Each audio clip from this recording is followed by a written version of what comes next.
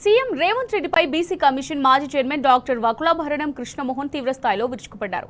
బీసీల రిజర్వేషన్ కోసం చిత్తశుద్ధితో పనిచేయడం లేదని మండిపడ్డారు. ఢిల్లీ జంతర్ మంతర్ వద్ద ధర్నా పేరుతో ప్రచార కార్యక్రమం చేస్తున్నారని ఫైర్ అయ్యారు. బీసీలపై సీఎం రేవంత్ కాంగ్రెస్ పార్టీ కపట ప్రేమ చూపిస్తుందని ఆగ్రహం వ్యక్తం చేశారు. బీసీలపై సీఎం రేవంత్ వివక్ష చూపిస్తున్నారని ఆరోపించారు. ఇవాళ జంతర్ మంతర్ దగ్గర ఎందుకు ధర్నా చేస్తుందో తెలంగాణ సమాజానికి సమాధానం చెప్పాల్సి ఉన్నది.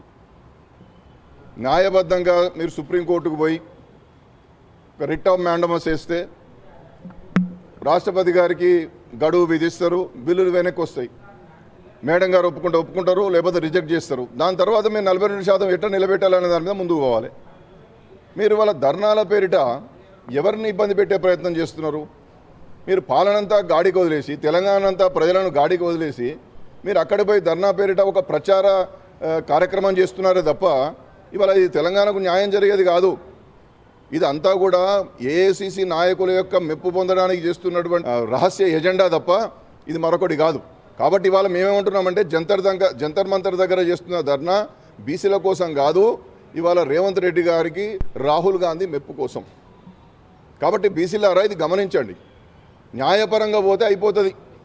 42% నిలబెట్టడానికి నీ నివేదికలు అయితే బయట పెట్టలే, అసెంబ్లీ కౌన్సిల్లో చర్చించలే, నీ నివేదికల జాడ ఎక్కడున్నదో తెలియదు, భూసాని కమిషన్ నివేదికలు తెలివై, నీ సర్వే నివేదికలు ఎక్కడున్నదో తెలివై, నీ సర్వే మీద అధ్యయనం చేసిన సుదర్శన్ రెడ్డి గారి నివేదికలు ఎక్కడున్నో తెలివై, భూసాని గారు నివేదిక ఇస్తా అని చెప్పి ముఖ్యమంత్రి గారు చుట్టూ తిరిగితే నువ్వు సమయమే ఇవ్వకపోతివి. భూసాని గారి నివేదికను రాష్ట్ర ముఖ్యమంత్రి గారు స్వయంగా తీసుకున్నారా? ఏదైనా పత్రికలో పడ్డదా? వారి కోసం ఎదురు చూసి వారు అపాయింట్మెంట్ ఇవ్వకపోతే చీఫ్ సెక్రటరీ గారికి ఇచ్చిపోయింది అని చెప్పి మాకున్న సమాచారం. అంటే బీసీల మీద, బీసీ నివేదికల మీద, బీసీ కమిషన్ల మీద మీకున్నటువంటి గౌరవం ఇది.